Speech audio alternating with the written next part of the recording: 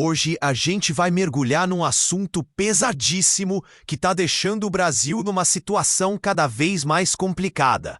A posição do governo Lula de não classificar o PCC e o Comando Vermelho como grupos terroristas. Isso mesmo. Enquanto o povo brasileiro está sofrendo com a violência nas ruas, o Ministério da Justiça parece mais ocupado mandando a Polícia Federal correr atrás de quem critica o governo ou o Supremo do que enfrentando o crime organizado de verdade. E olha, não é só uma questão de opinião. Os fatos mostram que essa postura está colocando o país numa encruzilhada perigosa. Então, pega o café, se acomoda, porque esse vídeo vai te mostrar como o PCC e o CV estão tomando conta do Brasil e até se conectando com grupos terroristas, enquanto o governo faz vista grossa. Vamos nessa? Adão e Eva, no paraíso. Pode comer, ela falou que não tem nenhum problema. A informação confiável é decisiva. Sensuk, pesquisas de opinião. No dia 5 de maio de 2025, uma comitiva dos Estados Unidos, liderada por David Gamble, veio ao Brasil para discutir o combate ao crime organizado transnacional. Eles queriam que o governo brasileiro classificasse o primeiro comando da capital, o PCC, e o Comando Vermelho, o CV, como organizações terroristas, igual estão fazendo com outros grupos, tipo o Trem de Aragua, da Venezuela. Mas o que o governo Lula fez? Disse um sonoro não. Segundo o Ministério da Justiça, esses grupos não são terroristas porque agem por lucro, com tráfico de drogas e armas, e não por ideologia. Ah, então terroristas são os bolsonaristas e todos aqueles que querem moralizar o país? PCC e CV são apenas bandidinhos que roubam os trocados? Beleza, mas deixa eu te perguntar, desde quando o fato de querer dinheiro faz um grupo menos perigoso? Olha só, essa posição não é do Brasil, como as notícias às vezes falam, é do governo Lula. A população que está nas ruas, nos morros, nas periferias, sofrendo com tiroteios, assaltos e o medo constante, não está sendo ouvida e muito menos representada pelo governo. Enquanto o crime organizado cresce, o que a gente vê é a Polícia Federal sendo usada para perseguir opositores do governo ou quem o STF acha que é desinformação, e o Supremo proibindo a Polícia do Rio de fazer operações nas favelas, dominadas pelo tráfico. É sério, gente. Em vez de botar o pé na porta do PCC e do CV, parece que a prioridade é outra, e isso é um tapa na cara de quem vive com medo de sair de casa.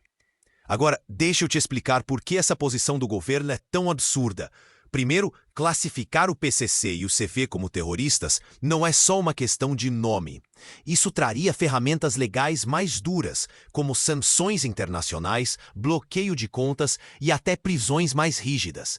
Os Estados Unidos, por exemplo, estão preocupados porque essas facções já estão em 12 estados americanos lavando dinheiro e traficando. Os americanos negaram visto para 113 brasileiros ligados a esses grupos. E o governo Lula acha que isso não é sério o suficiente? Além disso, dizer que essas facções são só criminosos por lucro é fechar os olhos para a realidade. O PCC e o CV não são só bandos de traficantes de esquina. Eles controlam territórios, policiais, juízes e políticos, impõem medo, matam e estão se espalhando pelo mundo como se fossem uma empresa multinacional do crime. E o pior, já tem conexão com grupos terroristas de verdade, como o Hezbollah. Então, como o governo pode dizer que isso não é terrorismo? É como se a violência que a gente vive todo dia não fosse suficiente para eles. Ou seriam eles coniventes com a atuação desses grupos? Ou estariam eles se beneficiando de grana deles para se manter no poder? Vamos falar agora de como o PCC e o CV estão dominando o Brasil e o mundo. O PCC, por exemplo, está presente em pelo menos 23 países, movimentando 11 bilhões de reais por ano só com tráfico de cocaína, segundo a Metrópolis. Eles estão exportando droga pelo Porto de Santos, conectado com cartéis mexicanos, colombianos e até na Europa. É uma operação gigantesca, amigo.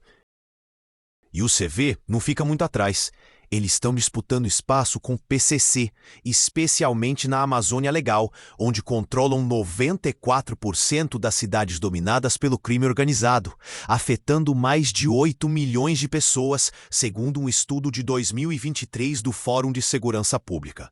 Na Amazônia, é uma guerra mesmo. O PCC e o CV estão brigando por rotas de tráfico e a população está no meio do fogo cruzado. E sabe o que é pior? Um pacto de paz que existia entre eles pode ter acabado, o que significa mais violência vindo por aí. Fora do Brasil, o PCC está tão poderoso que membros presos nos Estados Unidos podem até ser mandados para uma prisão de segurança máxima em El Salvador, onde ficam terroristas. Isso mostra o tamanho do problema. E aqui no Brasil? O governo Lula diz que está combatendo o crime com prisões federais e tal, mas a verdade é que o PCC e o CV estão cada vez mais fortes. Eles controlam favelas no Rio, periferias em São Paulo e até cidades inteiras na Amazônia.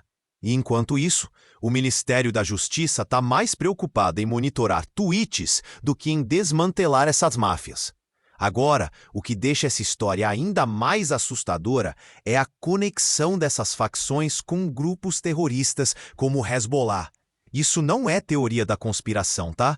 Documentos da Polícia Federal, revelados pelo O Globo em 2023, mostram que o PCC trabalha com o Hezbollah desde 2006, trocando armas por proteção a presos libaneses no Brasil. Eles operam juntos na fronteira tripla entre Brasil, Paraguai e Argentina, e até em portos brasileiros, traficando drogas, armas e munições. O Hezbollah, que é uma organização terrorista reconhecida mundialmente, está usando o Brasil como base, e o PCC está lucrando com isso. E não é só o Hezbollah. Tem menção de possíveis ligações do PCC com as Farc, da Colômbia, embora isso seja menos detalhado. Já o CV, bom, não tem tanta evidência de conexão direta com grupos terroristas. Mas eles estão no mesmo jogo sujo, traficando cocaína e disputando rotas na Amazônia, onde podem acabar cruzando com essas redes. Um artigo da Gazeta do Povo de 2023 atesta de um triângulo do terror entre PCC, CV e Hezbollah, mas no caso do CV é mais uma ligação indireta, por causa das rotas de tráfico.